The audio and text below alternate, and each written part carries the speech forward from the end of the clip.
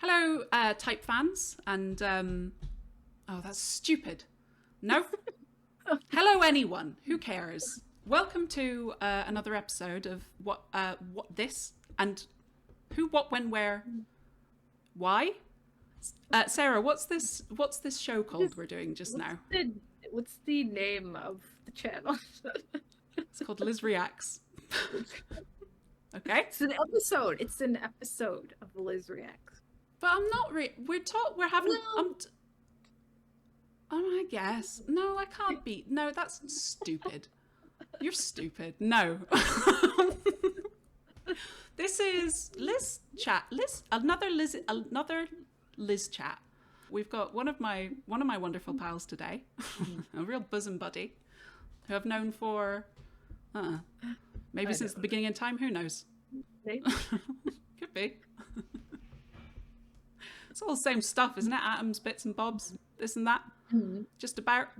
Well, we're both here tonight, and we both have similar functions, and we're both a little pair of oddballs, or have been. Yeah. Now we're cool. We've talked about it. We're cool now. Yeah. How do you feel about your letters? The INTJ title. That's a interesting question because I like the aesthetic of the letters. I love the aesthetic. They're spiky. Like, yes, I like The shape aesthetic. language. Like it's just like, oh, it looks nice. It just looks like polished and It's got clean. a little bit of bite to it. It sums it up as well, because INTJs are like that. ENTP sucks. It's a box. It's a square. It doesn't have anything. It's empty. It's an empty box. ENTP is an empty box with nothing in it. No emotions. No nothing. I guess maybe. Well, what would I know, right? But I do know Sarah, and so we're going to have a chat about being an INTJ from the perspective of sort of maybe being a little bit of an INTJ now and again myself. And you can too, so enjoy. Were you a tomboy when you were younger? Not really. I wasn't very athletic, like at all. So definitely not very athletic. I was definitely more of I was just like, the quiet kid who would be off to myself, like pretty much. You know, not very social. Not very social at all. What would you do when you were just off to yourself? At school, Yeah. during recess, sometimes I would just watch other kids like playing a game. Sometimes I would play the game, but most of the time, I'm pretty sure I was just like staring at them creepily. I mean, I would be in my head a lot too. Like when I was off on, like I would go like very far away sometimes from like the other kids, just wandering around in my head, thinking of all kinds of thoughts. Like I would think, like I might look at a tree and just be staring at it, just thinking about like the patterns on the tree or something, or thinking about like.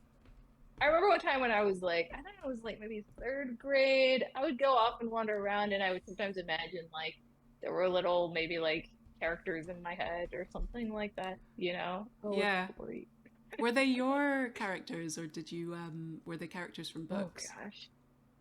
Do you remember? Because I can't really. I used to It's hard personify. to remember. I used to personify everything. That's what I used to do as a kid. Yeah. So it was like I would have various natural phenomena, and like I would just grant to it a kind of a silent personality and awareness, and then it would, yeah.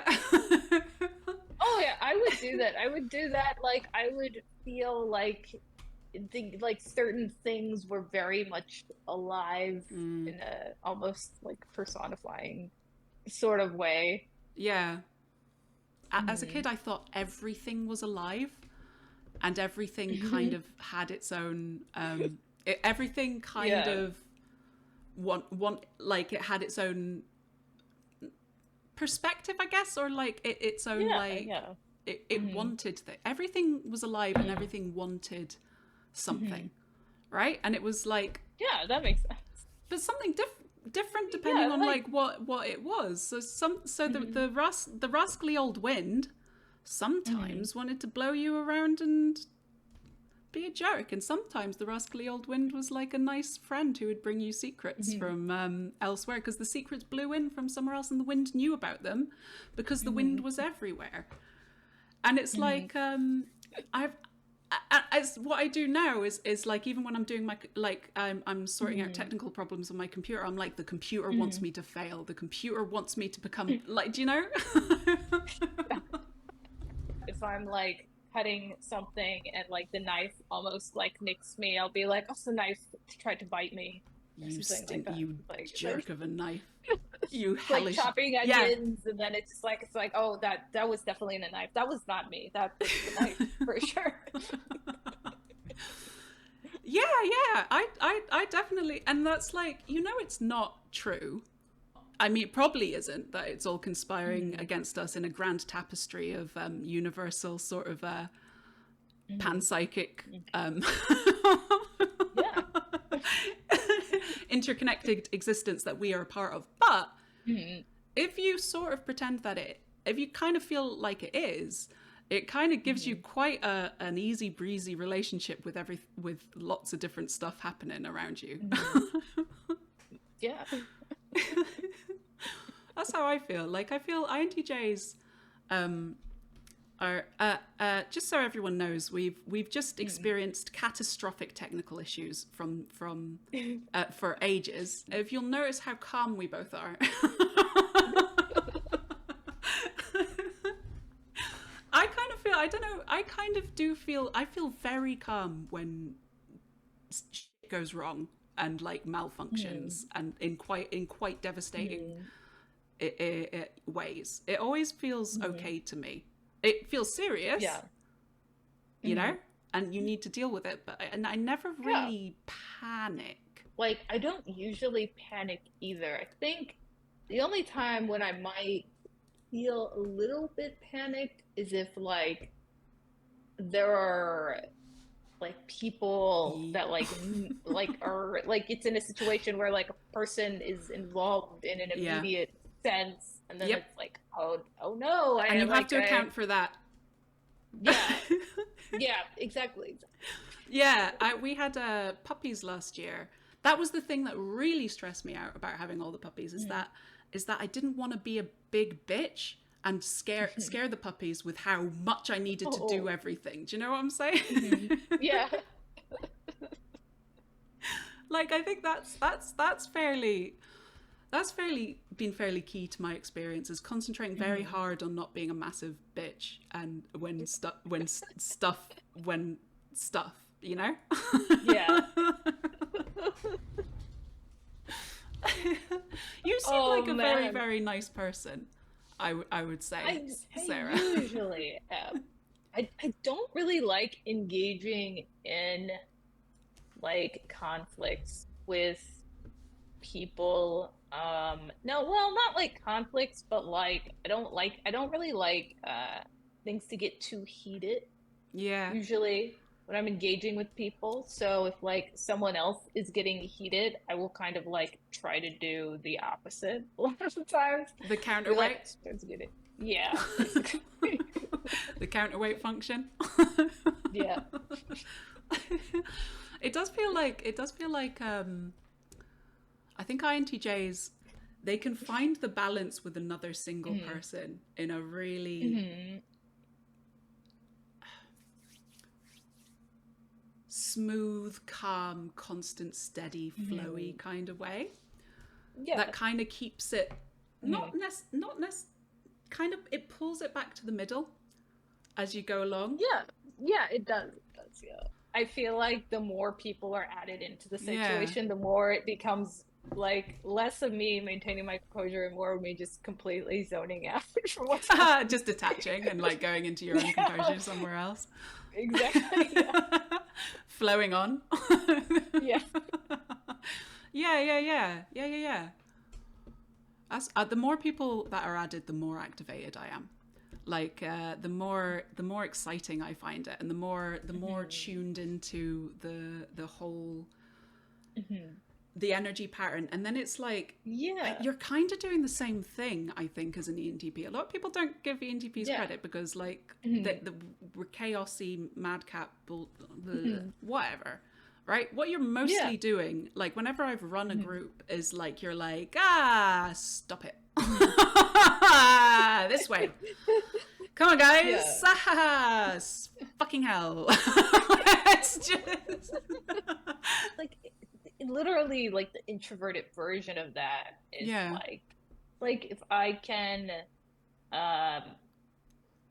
like have a certain like vibe between me and another person, I can like essentially get more out of whatever's going on in that person and their life, and like how they operate as an individual, like that kind of thing. Sorry, hang on 1 second. Okay, yeah. Can you hear those birds in the background? Yeah, I can. They've decided to wake up at 1 a.m. and 1 a.m. That's my fucking alarm clock that has just gone off. And it's birds, of course. Of course it is. Thanks, birds. Thank you very much. These guys. 1 second. 1 second. You're going to get to see my stupid outfit that I'm wearing.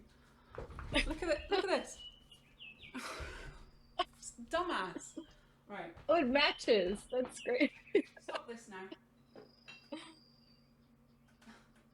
Stop. It's almost like, I think that kind of levelness and that calmness and that sort of balance brings you, it almost lets you kind of talk about anything without it being a huge deal. Yeah, that's true. Pretty much anything, which I admit has caused some people are taken aback when I lip up and say something that for some reason is weird. Very weird. Yeah, very weird. And then I just say it as if it's the same as if I was talking about what I had for breakfast in the morning. Exactly. And you just say it as like, though it's you're allowed to say anything about anything because it's because aren't you? Yeah, I feel like I have low awareness of like which things that I say, unless they're completely in the context of the conversation. I feel like if I even try to go out of the context of the conversation, I'm gonna say something weird. Crazy. You're gonna say something that sometimes I feel like people are attached to reality in a way that I'm not entirely. And so when they're saying like, even when I'm sitting in a big group, like, and they're all talking about something quite concrete and the facts of the matter and what, when, where, why, who, especially who. I'll sort of, I've got a party trick where I'll listen, and then, but I'm actually just listening to a layer underneath of that's connected to a bunch of other stuff that I've been thinking about long term.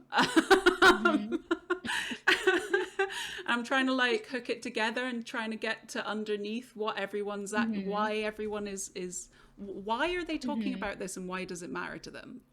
Well, like part of me is trying to picture what they're saying in my head. Yeah. So I'm trying to like imagine it, like, you know, it was like a movie. Yeah. Do you have that? When people talk, do you see a sort, almost like a scene of what they're? Yeah, I do as well. Yeah.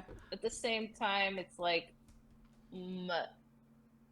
why is this important to this person? Like, what feelings are attached to what they're saying, kind of thing. It's like I'm looking for that. And why is it those feelings now about this? Yes. Why is it these feelings now as well? That's because that's a key thing, is that people have different feelings about the same thing. That's true. Depending on when it is. It's very true. Yeah, that is very, very true. And I tend not to. Like if I'm talking to someone, it does kind of feel almost compartmentalized, but it's like I have like I'll have a feeling about a thing that they mention, but that feeling is not really relevant to the context of the conversation. So yeah, it's because like you've taken a different perspective Mhm. for the context of the conversation. Yeah. Yeah. Yeah. hmm Yeah, I and do that yeah, all the it's just not time. relevant. Yeah, exactly. It's not that it's Yeah. not there. It's just that it isn't relevant.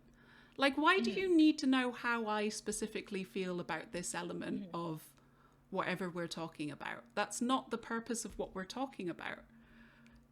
To try and understand things, you need to kind of be able to suspend your previous calculation in order to Yeah. reevaluate something from a different perspective.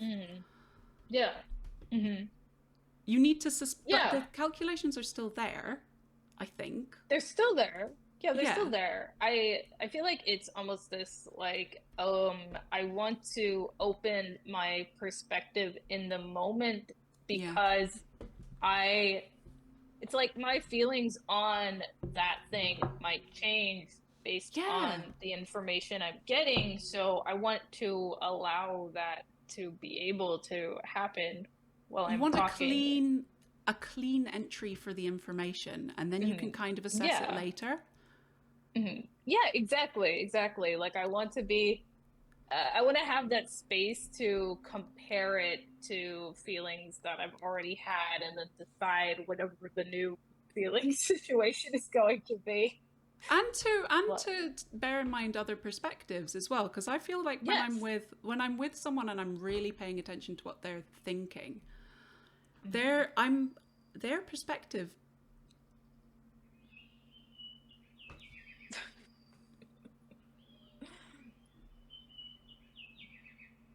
I'm gonna fucking lose it with the fucking universe today, tonight, this night.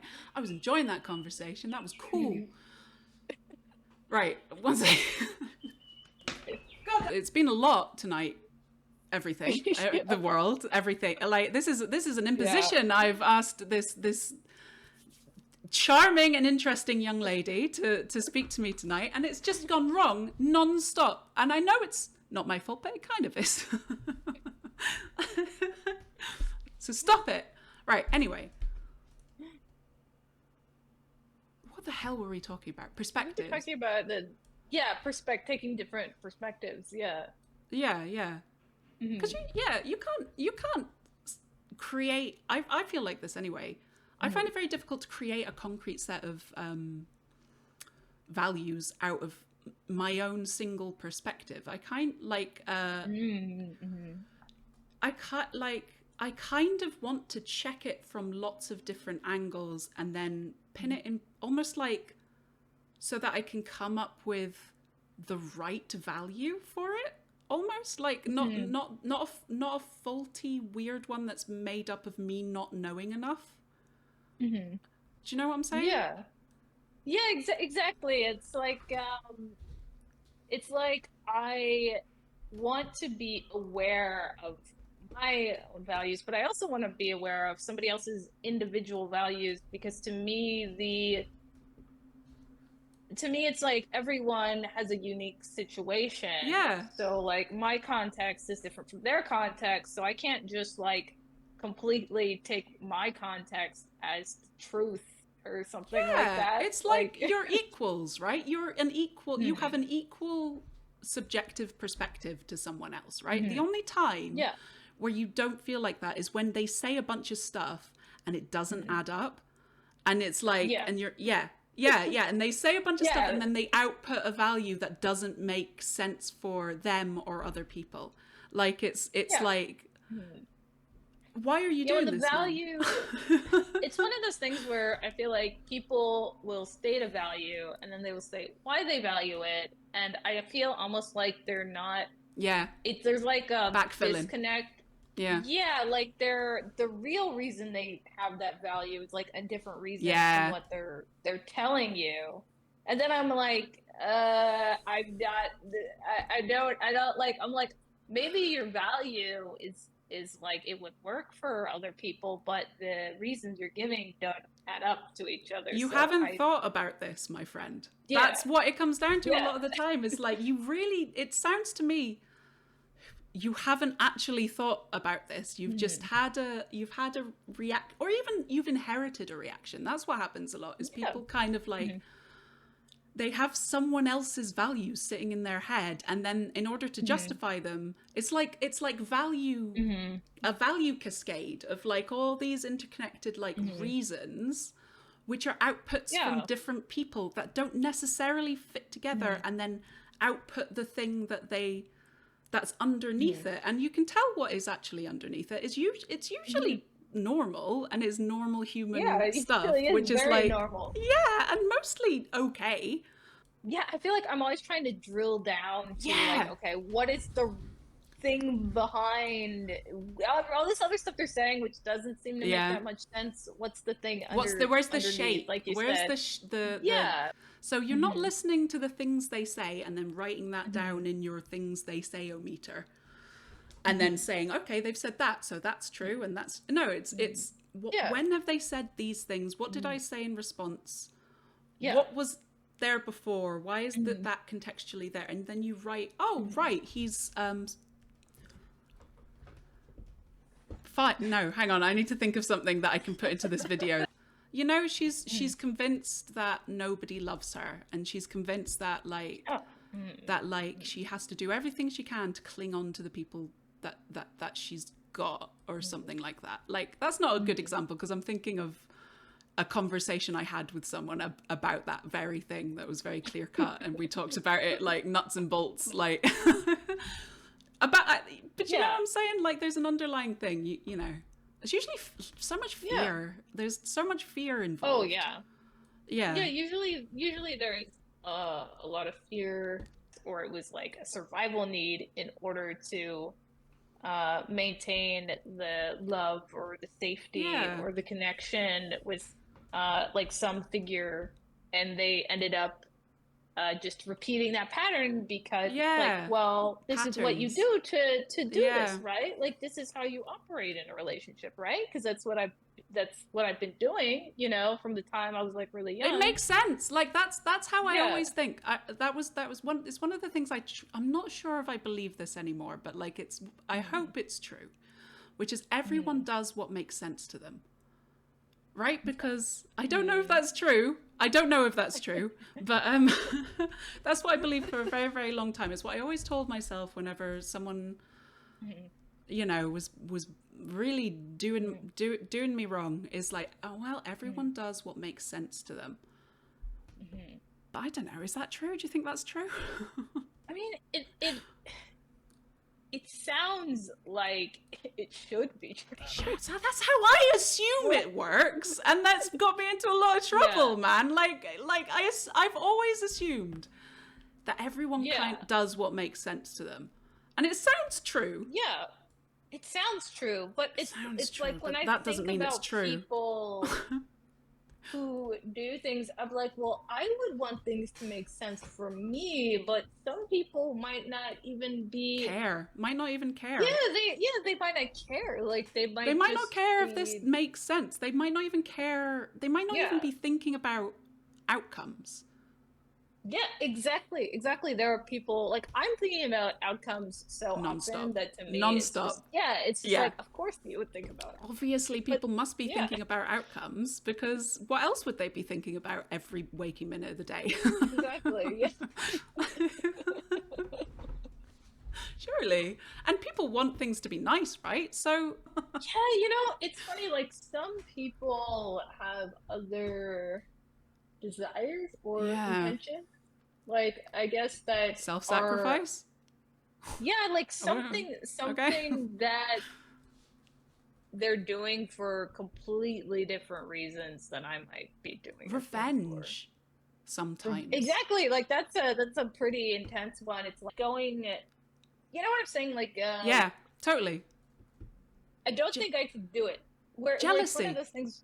Yeah, it's like doing like something that takes all this like time and energy and brain. It changes you as a person. It makes your life worse. It makes someone else's life worse. It probably won't even work, you dumbass. Like, and you're doing it anyway, and there you are, making everything worse for everyone for no reason. there is a feeling of disconnect, I think, when you look at the world that way, because I think a lot of times people do connect through shared subjective reactions. Yeah. And so they see those shared subjective reactions as the way to connect with each other. Yeah. And it's almost like the way that we understand the world is, it's hard for other people to connect to because they're not getting our subjective reactions and they can't see where it overlaps. Yeah, I feel like that happens a lot. Like I will I want there to be overlap, right? Yeah. Because I feel like, well, we're both human. We have to have Yeah. some Yeah, somewhere. But it doesn't always happen that gets communicated to them, and sometimes it's I mean, there could be a lot of different reasons for that happening, but I feel like I can almost always find overlap in my experience with someone else's experience, or at the very least, when I am unable to do that, I will try to pool someone else's experience from someone else's like story. yeah, exactly. Totally. Oh, that's like my friend, exactly. Yeah. Right. Yeah. So I'm like, I can't find something to relate to this person. Yeah, I feel like it's the primary way that I'm able to connect with people. So it's one of those things where it's like, if I didn't do that, what would I be doing? Yeah, and it's not even deliberate. You're just doing it because you're almost pursuing the understanding and you're pursuing the interest, right? And you can't do that if it's going clang, clang, clang, clang, clang, clang, clang. Yeah, exactly. Yeah, it's like I want them to be a full person in my head that connects to all the other like people, because that's what they are. You know that's what they are, and so you want to see what they you know that, and that's fine. And so whatever helps that person be that when you're there, I don't know how else to interact with people. Oh well, who knows, audience, if any of that was real, and probably not, and we're both wrong, right, Sarah? Yeah, we could be completely off. Yeah, doubt it. I agree with each other, so it seems like somebody's probably right. It might as well be us. Until next time, you can be whatever you want. Goodbye. Say goodbye. Bye. I'm so mad at saying goodbye on camera. I say it over and over again. And then I have to edit it down like Lord of the Rings. I can't stop saying goodbye. Right.